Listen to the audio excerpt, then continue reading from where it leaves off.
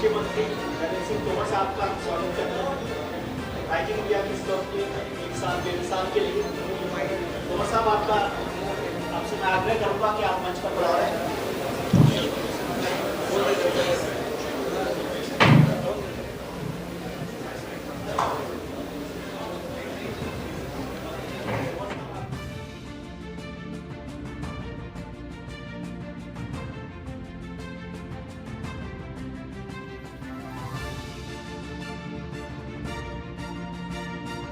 India 24/7 के 1 साल बेमिसाल के इस बेहतरीन कॉन्क्लेव में मैं स्वागत करना चाहता हूं भारत सरकार के कृषि मंत्री नरेंद्र सिंह तोमर साहब का। तोमर साहब, आपसे आग्रह है कि आप मंच पर पधारें।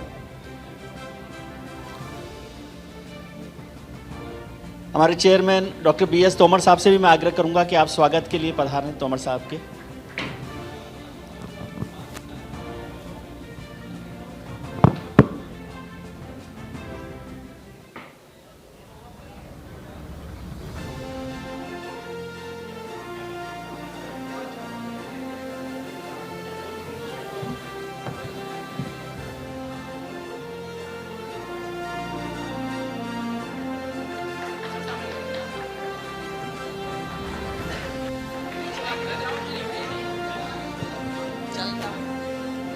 हेलो।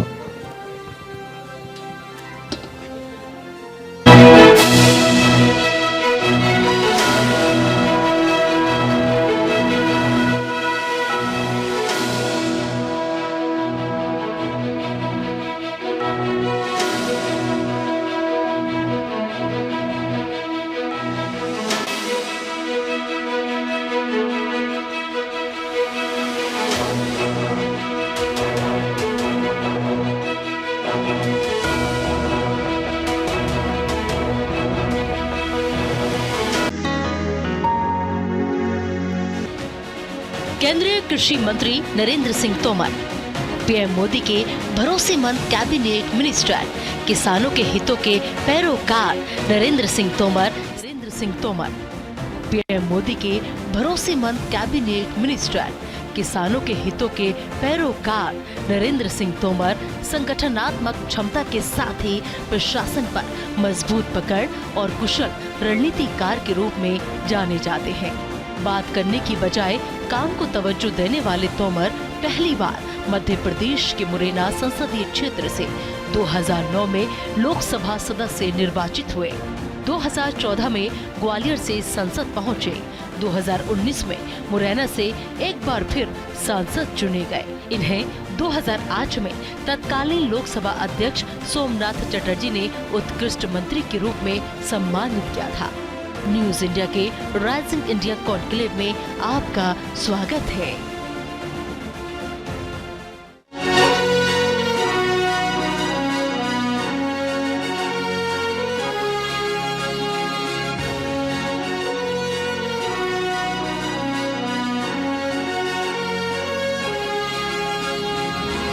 कृषि उत्पादन भी बढ़ा है।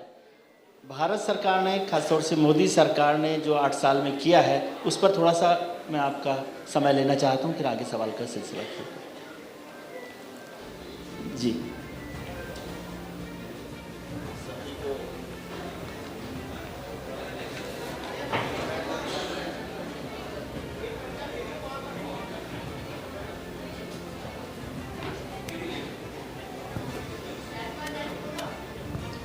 हेलो।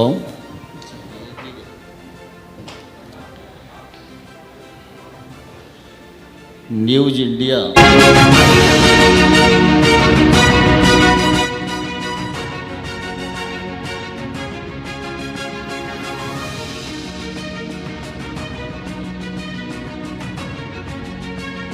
आदरणीय तारिक भाई, राकेश जी, हमारे मध्य प्रदेश के मंत्री आदरणीय भारत सिंह कुशवाहा जी, पंकज जी, दीपक जी और उपस्थित सभी सज्जनों, आज इस कॉन्क्लेव में आप सब ने मुझे याद किया। इसके लिए आयोजकों के प्रति मैं हृदय से बहुत कृतज्ञता ज्ञापित करता हूँ। न्यूज इंडिया चैनल काफ़ी समय से संचालित हो रहा है। मैं भी काफ़ी दिन से आप सब लोगों के संपर्क में हूँ, लेकिन इस अवस्था में आने के लिए ये मेरा पहला अवसर है। हम सब जानते हैं भली भांति कि लोकतंत्र में मीडिया की महत्वपूर्ण भूमिका होती है। किसी भी बात को आम जन तक पहुंचाना और आम जन की बात सरकार तक पहुंचाने में मीडिया एक सशक्त ब्रिज की भूमिका का निर्वाह करता है। और मुझे प्रसन्नता है कि न्यूज़ इंडिया चैनल इस दिशा में अपनी भूमिका ठीक ठीक प्रकार से निर्वाह कर रहा है। जहाँ तक सरकार और कृषि के क्षेत्र का विषय है, उस विषय में संक्षिप्त में मैं सिर्फ इतना ही कहना चाहता हूँ कि कृषि का क्षेत्र हमारे देश के लिए बहुत ही महत्वपूर्ण क्षेत्र है। कृषि की अर्थव्यवस्था और हमारी ग्रामीण परंपराएं और ग्रामीण क्षेत्र की अर्थव्यवस्था, यह मैं समझता हूँ देश की बड़ी ताकत है। जब अंग्रेज भी इस देश पर राज करते थे,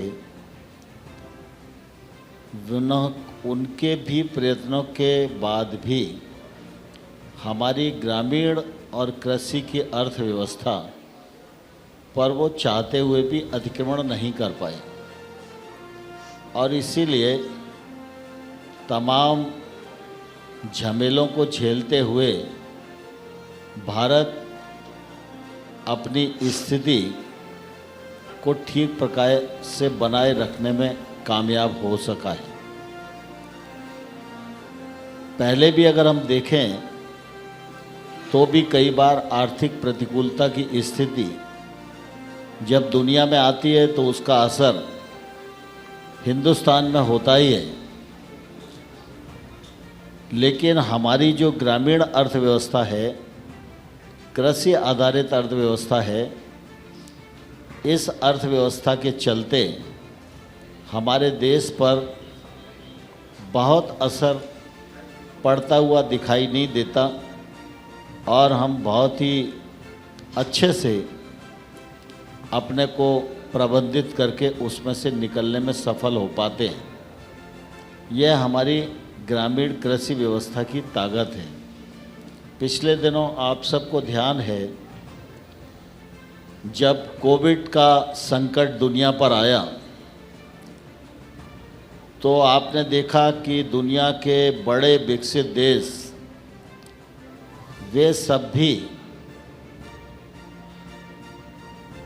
आर्थिक दृष्टि से थम गए थे। कोई भी स्वचालित कारखाना भी अपनी गतिविधियां बंद करने के लिए विवश हो गया था।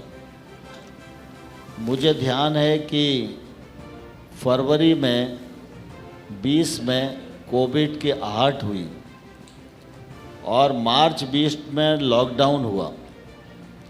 जब लॉकडाउन हुआ था उस समय फसल कटाई के लिए खड़ी हुई थी, देश एकदम बंद हो गया था। मुझे प्रसन्नता है कि प्रधानमंत्री नरेंद्र मोदी जी ने, राज्य सरकारों ने किसानी को जितनी सहूलियतें उस समय देनी चाहिए थी, देना स्वीकार किया। उसके परिणाम स्वरूप किसान ने फसल की पूरी कटाई की, सरकार ने खरीद केंद्र बढ़ाकर खरीदने का काम किया।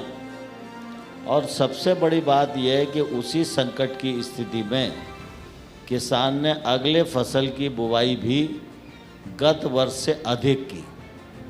यह इस बात को दर्शाता है कि कृषि अगर मजबूत है तो देश किसी भी संकट से पार निकल सकता है।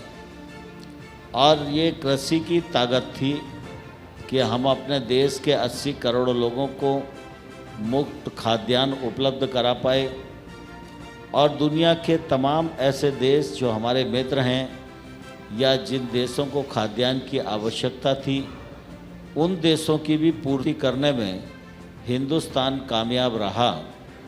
यह कृषि का हमारे जीवन में महत्व है और इसलिए लगातार हमारी कोशिश ये रहती है कि कृषि का क्षेत्र मजबूत हो। फिर कृषि के क्षेत्र में जो इंटरवेंशन सरकार के द्वारा होने चाहिए वो सरकार करती है, जो राज्य सरकारों के द्वारा होने चाहिए वो राज्य सरकारें करती हैं। किसान भी हमारा घनघोर परिश्रम करता है। इसी का परिणाम है खाद्यान्न उत्पादन की दृष्टि से हम अधिशेष राज्य हैं और एक तौर से सरप्लस खाद्यान्न की उपलब्धता हमारे पास है। बागवानी के क्षेत्र में, दुग्ध उत्पादन के क्षेत्र में भारत की दुनिया के मानचित्र पर बहुत अच्छी उपस्थिति है।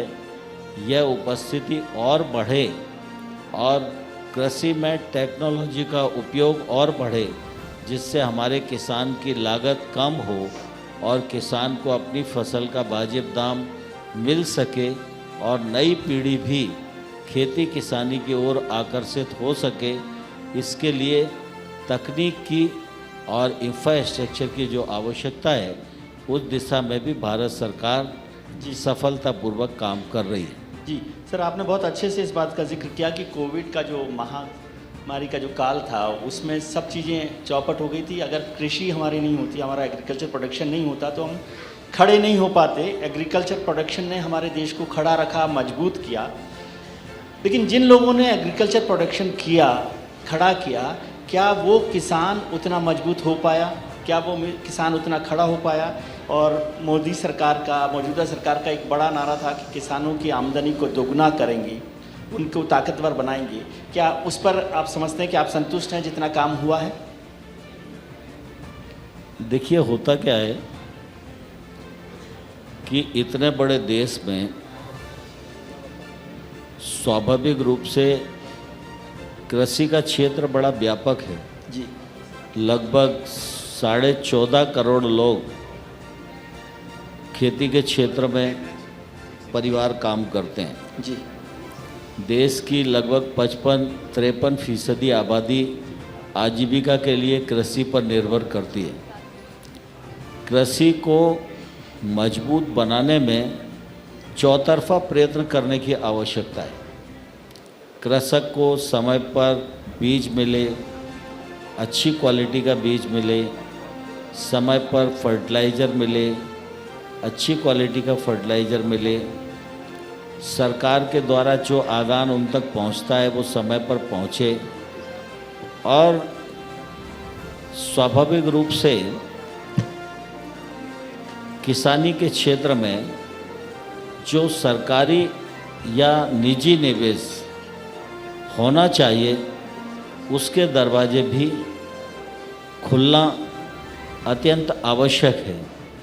मैं समझता हूँ इस बीच में प्रधानमंत्री नरेंद्र मोदी जी ने जब ये कहा कि किसान की आमदनी दोगुनी होनी चाहिए, तो ये एक तौर से केंद्र सरकार, राज्य सरकार, किसानों को इनमें एक स्पिरिट जगाने की बात थी। जी, और वह स्पिरिट बनी भी। आज हमारे किसान भी बहुत आगे बढ़ चढ़ के टेक्नोलॉजी का उपयोग करने की तरफ प्रवृत्त हो रहे हैं। प्रधानमंत्री जी ने भी किसान सम्मान निधि के माध्यम से प्रति किसान को 6,000 रुपया वार्षिक देना, उनकी आय में सहायता जोड़ना, यह इसके लिए योजना बनाई और अभी तक 11.5 करोड़ किसानों के अकाउंट में 2,16,000 करोड़ रुपया केंद्र सरकार ने किसानों के खाते में जमा कराने का काम किया है। मुझे ध्यान है कि स्वामीनाथन साहब की कमेटी वाजपेयी जी की सरकार में बनी थी जी, और उस कमेटी ने यह रिकमेंडेशन की थी कि किसान को जो एमएसपी तय किया जाता है वह लागत का 50% मुनाफा जोड़कर होना चाहिए। तो यह कमेटी की रिपोर्ट स्वामीनाथन साहब ने जब यूपीए गवर्नमेंट थी मनमोहन सिंह साहब को 2007 में सबमिट की थी, लेकिन उस समय इस पर निर्णय नहीं हुआ। लेकिन आज मुझे प्रसन्नता है कि स्वामीनाथन साहब की 201 रिकमेंडेशन थी, उसमें से 200 रिकमेंडेशन को मोदी सरकार ने स्वीकार किया, उन पर हम लोग काम कर रहे हैं। और एमएसपी पर को भी लागत पर 50% मुनाफा जोड़कर घोषित करना प्रारंभ किया है। तो आप सब लोगों को ध्यान में आता ही होगा, साल में 2 बार रबी और खरीफ की एमएसपी 50% मुनाफा जोड़कर घोषित की जाती है। उसका लाभ भी जी किसानों को निश्चित रूप से मिल रहा है। जी फिर छोटे किसानों के लिए एफपीओ परियोजना आरंभ की, देश में 10,000 नए एफपीओ बनाने का काम किया जा रहा है। इस पर 6,865 करोड़ रुपया भारत सरकार खर्च कर रही है। खाद्य तेलों की दृष्टि से हम इंपोर्ट पर निर्भर करते हैं, तो तिलहन मिशन तो काम कर ही रहा था, लेकिन अलग से ऑयल पाम मिशन भी भारत सरकार ने बनाया है। और इस ऑयल पाम की खेती के लिए लगभग 28 लाख हेक्टेयर भूमि हमारे देश में अनुकूल पाई जाती है। और हमने नॉर्थ ईस्ट को फोकस किया है। 11,000 करोड़ रुपया जी हम इस मिशन पर खर्च कर रहे हैं और नॉर्थ ईस्ट में इस खेती को बढ़ा रहे हैं और वहाँ पर इंडस्ट्री भी पहुँचे और उत्पादन भी बढ़े, यह कोशिश लगातार की जा रही है। और माइक्रो इरिगेशन जैसी स्कीमों के माध्यम से जी सर, किसानों की लागत भी कम हो और पानी की हम बचत कर सकें, इस दिशा में भी काम करने का प्रयत्न किया जा रहा है। मैं समझता हूँ कि crop diversification, natural farming, organic farming की तरफ भी किसान बहुत तेज़ी के साथ अग्रसर हुआ है और पहली बार इतनी बड़ी मात्रा में कृषि उत्पादों का सर एक्सपोर्ट हुआ है, जी जो कोविड के पीरियड के बाद भी लगभग 4.25 लाख करोड़ रुपए का कृषि उत्पादों का एक्सपोर्ट इस दौरान हुआ है। मैं ये कहना चाहता हूँ कि कुल मिला के इस 8 साल के पीरियड में किसानों की आमदनी काफ़ी बढ़ी है और कई लोगों की तो 8-8 गुना आमदनी बढ़ी है। लेकिन अभी भी बहुत सारे लोग हैं जिनकी आमदनी बढ़ाने की तरफ सरकार प्रयत्नशील है। मुझे ध्यान है कि अभी मैं श्रीनगर गया था। बिल्कुल। श्रीनगर में हमारे किसान, केसर के किसान मुझे मिले थे। वहाँ पर भारत सरकार ने एक केसर पार्क बनाया है और उस केसर पार्क में लगने से किसान ने कहा कि हमारी केसर पहले 1 लाख रुपए किलो बेचती थी, ये पार्क बनने के बाद अब केसर हमारी 2 लाख रुपए किलो बेचती जी, है। ऐसे 75,000 किसानों का डॉक्यूमेंटेशन भी करके हमने ऑनलाइन किया है। मीडिया उसका उपयोग करके उन किसानों से बात कर सकता है कि आपकी आमदनी कैसे बढ़ी है। जी सर, एक छोटा सा सवाल, आपकी व्यस्तता बहुत है लेकिन आपके कार्यकाल में एक बड़ा किसान आंदोलन हुआ, करीब करीब 1 साल चला। आपने 1 दर्जन बार कोशिश की किसानों से बात करने की, लेकिन वो आंदोलन, लेकिन अब उस आंदोलन की बात खत्म करें। राकेश टिकैत जी भी किसान आंदोलन के नेता हमारे साथ मौजूद हैं, लेकिन मैं ये जानना चाहता हूँ उस आंदोलन के बाद जब खत्म हुआ आंदोलन, सरकार ने जो बात की, क्या वो मांगें पूरी हो गई हैं? बहुत छोटा सा जवाब मैं चाहता हूँ। मैं जानता हूँ कि आपकी व्यस्तता बहुत है। मैं सिर्फ उस मामले में इतना ही कह सकता हूँ कि वो क्षण हिंदुस्तान के लिए और किसानों के लिए दुर्भाग्यपूर्ण क्षण था। बहुत ज़्यादा टिप्पणी तो उस पर नहीं करना चाहता। बिल्कुल, बहुत बहुत शुक्रिया सर आपका अपना कीमती वक्त हमें देने के लिए। और यहाँ पर जितने भी लोग मौजूद हैं, आप जब बहुत कुछ बोल रहे थे किसानों के बारे में, तो सबसे ज़्यादा गौर को से अगर कोई सुन रहा था तो वो थे राकेश टिकैत साहब, जो आपको एकदम टकटकी लगाए, सारी बात आपकी ध्यान से सुनी। क्यों सर, मैं गलत तो नहीं हूँ?